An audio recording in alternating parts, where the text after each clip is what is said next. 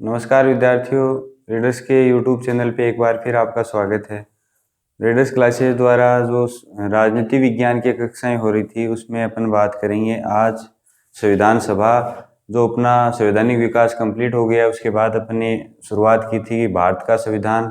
भारत के संविधान का जो नेक्स्ट बिंदु है अपने सबसे पहले चुना था संविधान सभा। और संविधान और जो शब्द कहाँ से आया वो सारी बातें हो गई अपनी। अब अपनी बात होगी संविधान सभा पे।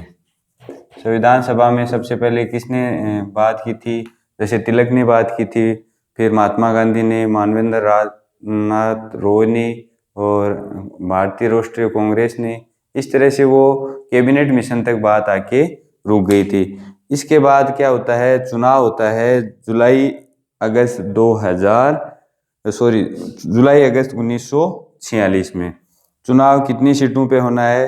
तो कुल सदस्य रखे गए थे वो थे 389।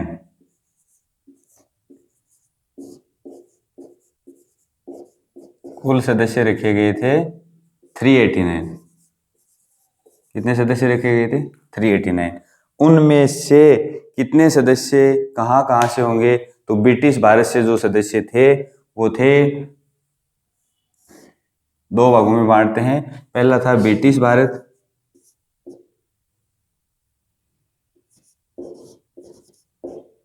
ब्रिटिश भारत, और दूसरा जो क्षेत्र था वो था देशी रियासतें।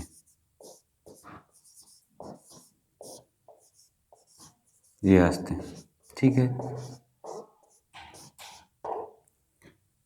ये दो क्षेत्र थे भारत के, टोटल भारत के एरिया के अंतर्गत। और टोटल जो मेंबर थे वो 389 अर्थात 389 मेंबर थे।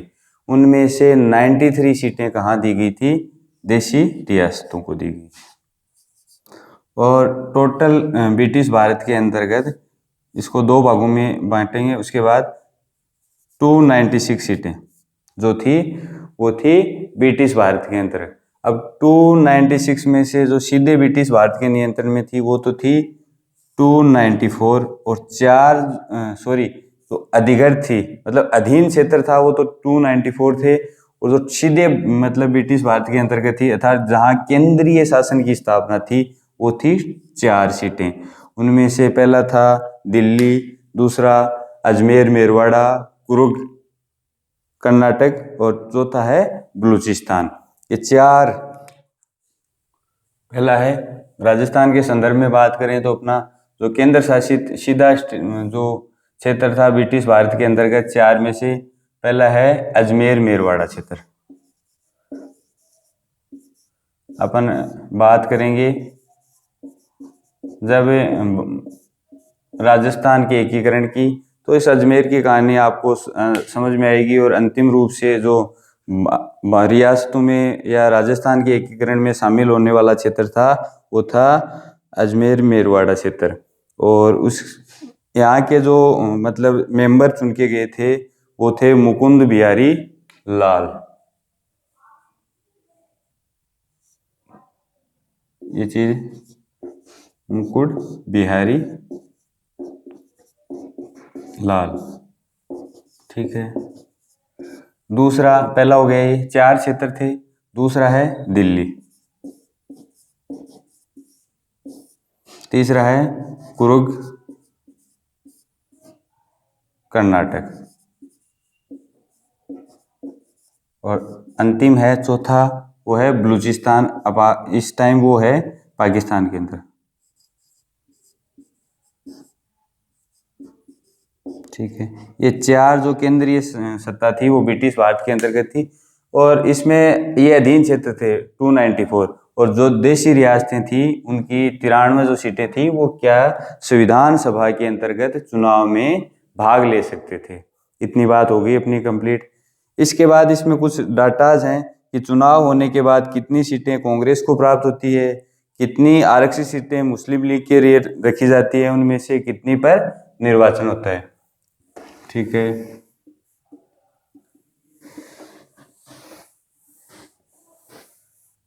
टोटल सीटें थी 398। अब क्या होता है कि ये दो 93 सीटें थी वो देशी रियासतों को सौंपी गई थी, लेकिन देशी रियासतों ने इस संविधान सभा के निर्वाचन में भाग लेने से मना कर दिया था। तो अब टोटल सीटें कितनी बची? जवाब आना चाहिए, कितनी बची कमेंट के माध्यम से। 296। कितनी सीटें बची? 296। ये सीटें अब इन पे चुनाव होना है। जैसे अपन ने बात की अजमेर मेरवाड़ा की, मुकुट बिहारी लाल जी जो यहाँ से निर्वाचित होके गए थे संविधान सभा में। अब कांग्रेस को इसमें से कितनी सीटें मिलती हैं, मुस्लिम लीग को इसमें से कितनी सीटें मिलती हैं, तथा कितनी रिजर्व सीटें मुस्लिम लीग के लिए रखी जाती है। तो कांग्रेस कुल सीटों का यानी कि 296 का 208 सीटें किसको प्राप्त होती हैं? कांग्रेस को प्राप्त होती हैं। ठीक है, अब इतनी सीटें देख के मुस्लिम लीग क्या है, घबरा जाती है और चुनाव का क्या कर देती है, बहिष्कार कर देती है। लेकिन उसको सीटें जो प्राप्त होती हैं वो 73 होती हैं, जो उसे आरक्षित सीटें मिलती है 78 मुस्लिम लीग के लिए आरक्षित सीटें थी। उनमें से 73 सीटों पे ही चुनाव जीत के आती है संविधान सभा के लिए। उसके बाद अपन इसमें डाटा पढ़ते हैं तो पढ़ते हैं कि मुस्लिम लीग क्या होती है, आउट हो जाती है और बहिष्कार कर देती है संविधान सभा का। गांधी जी और जिन्ना है वो क्या है, इस चुनाव में संविधान सभा के चुनाव में भाग नहीं लेते। और जब बात आता है, एक फैक्ट आता है, बार बार एग्जाम में पूछा गया है, कुल 15 महिलाएं, कितनी महिलाएं? 15 महिलाएं क्या करती हैं, इस चुनाव में जीत के आती हैं। ठीक है, इसके बाद जो इससे संविधान सभा से त्यागपत्र देने वाले थे वो थे जयप्रकाश नारायण, तेज बहादुर सप्रू। जयप्रकाश नारायण और दूसरे जो व्यक्ति थे वो थे तेज बहादुर।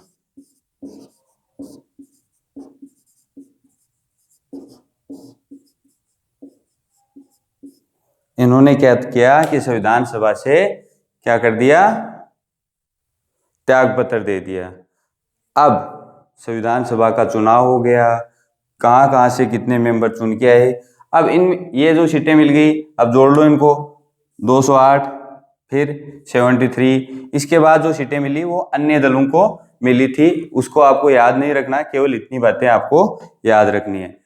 अब वह दिन आ जाता है 9 दिसंबर 1946, जब संविधान सभा की पहली बैठक होती है और अस्थायी अध्यक्ष के रूप में सबसे वयोवृद्ध व्यक्ति सच्चिदानंद सिन्हा को अस्थायी अध्यक्ष के रूप में शपथ दिलाई जाती है। उसके बाद 11 दिसंबर 1946 को संविधान सभा की दूसरी बैठक होती है और डॉक्टर राजेंद्र प्रसाद को अध्यक्ष बनाया जाता है। और उसके बाद तीसरी जो बैठक होती है वो 13 दिसंबर 1946 को होती है और उद्देश्य प्रस्ताव रखा जाता है। इसकी बातें अपन करेंगे। वो उद्देश्य प्रस्ताव जवाहरलाल नेहरू जी द्वारा रखा जाता है। ठीक है,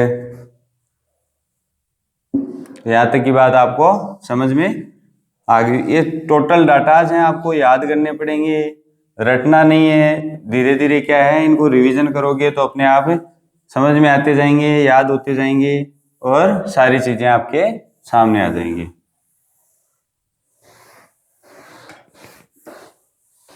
तो संविधान सभा की पहली बैठक कब होती है?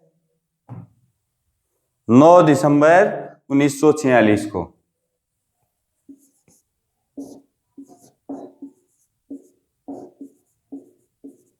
नौ दिसंबर 1946 को संविधान सभा की पहली बैठक।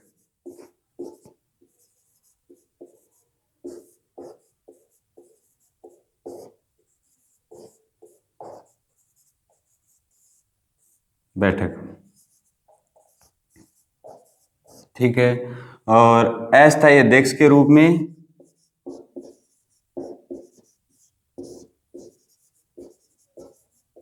डॉक्टर सच्चिदानंद सिन्हा।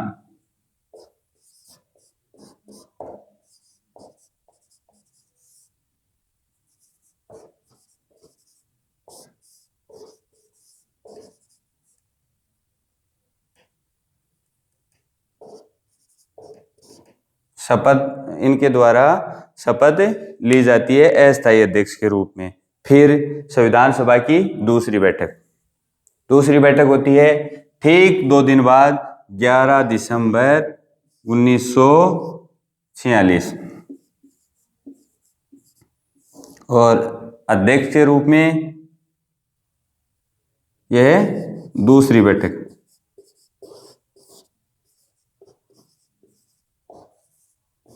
ठीक है, और स्थायी अध्यक्ष के रूप में किसके द्वारा शपथ ली जाती है?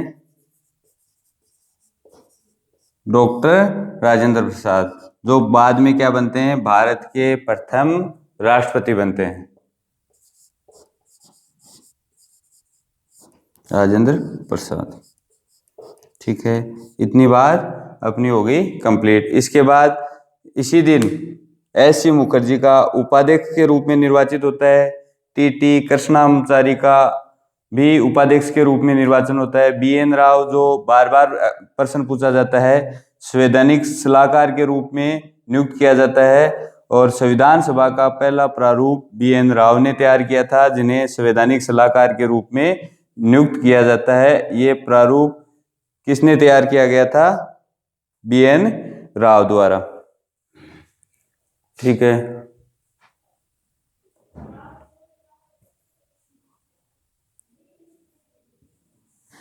अब बात हो गई थी 11 दिसंबर तक की। अस्थायी अध्यक्ष बना दिया डॉक्टर राजेंद्र प्रसाद को, और अस्थायी अध्यक्ष कौन थे? सच्चिदानंद सिन्हा। ठीक है, अब संविधान सभा की बैठक हो रही है और तारीख कितनी है? 11 दिसंबर, दूसरी बैठक।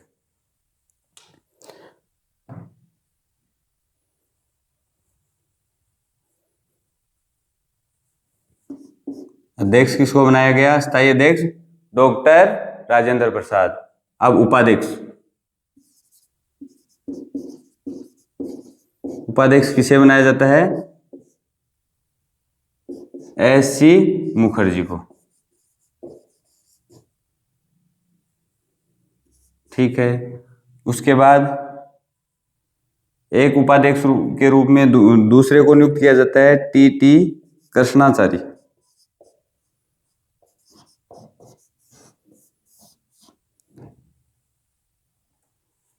बार बार एग्जाम में ये क्वेश्चन आता है, संवैधानिक सलाहकार।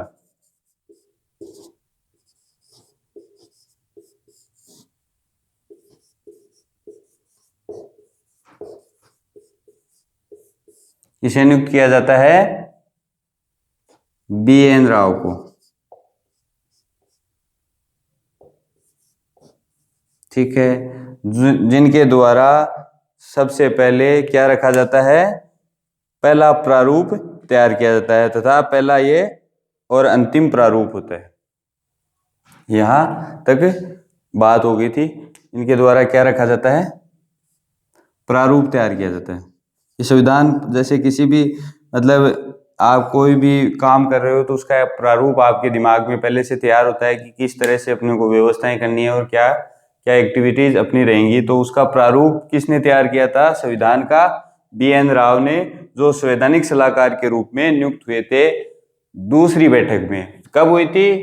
डेट बार बार पूछी जाती है। 9 दिसंबर 1946, 11 दिसंबर, और अंतिम और तीसरी बैठक संविधान सभा की 13 दिसंबर 1946 को, जिसमें जवाहरलाल नेहरू द्वारा उद्देश्य प्रस्ताव रखा जाता है, जो 22 जनवरी 1947 को पारित किया जाता है।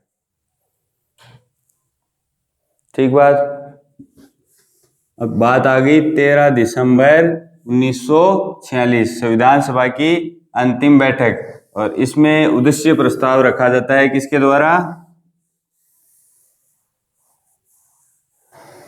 पंडित जवाहरलाल नेहरू द्वारा, जो भारत के प्रथम प्रधानमंत्री नियुक्त होते हैं। वो उद्देश्य प्रस्ताव 22 जनवरी 1947 को संविधान सभा द्वारा पारित कर दिया जाता है। बात कब की है? 13 दिसंबर 1946 संविधान सभा की तीसरी बैठक। बैठक नंबर कौन सी है? 3rd। ठीक है, तीसरी बैठक में क्या होता है? उद्देश्य प्रस्ताव।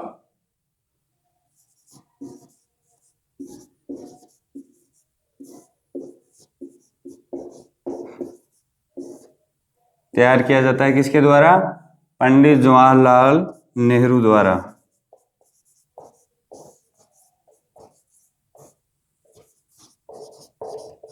ठीक बात। और इस उद्देश्य प्रस्ताव को संविधान सभा द्वारा 22 जनवरी, ये डेट याद कर लेना, 22 जनवरी 1947, 6 नहीं है अब की बार, को पारित कर दिया जाता है।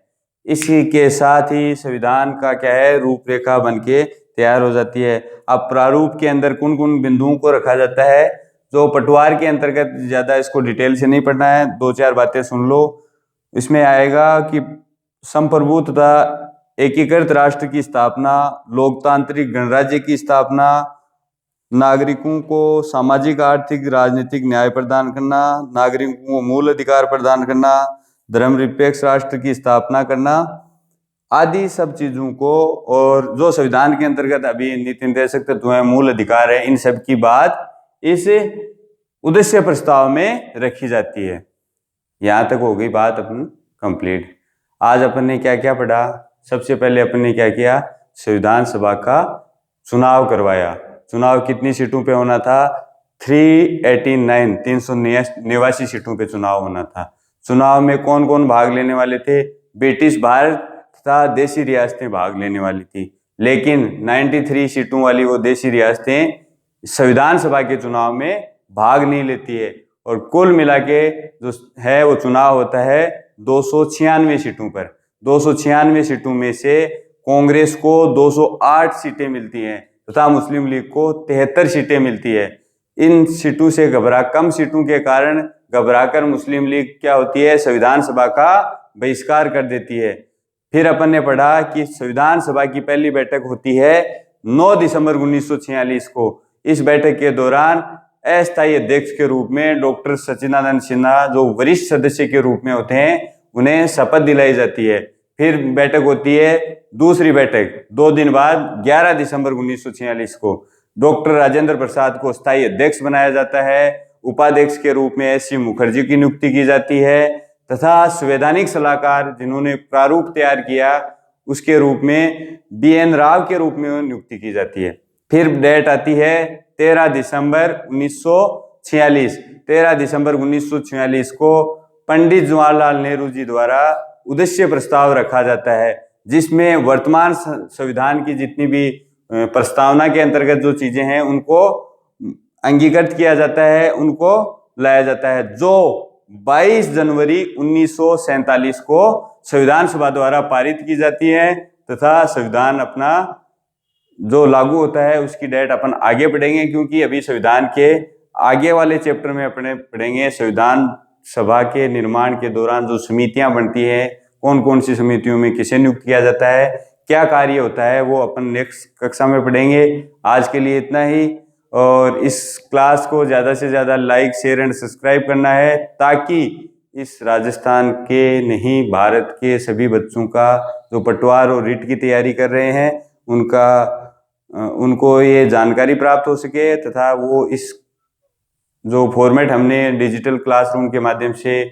प्रोवाइड करवा रखा है उसका फायदा ले सकें। जय हिंद, जय भारत, धन्यवाद।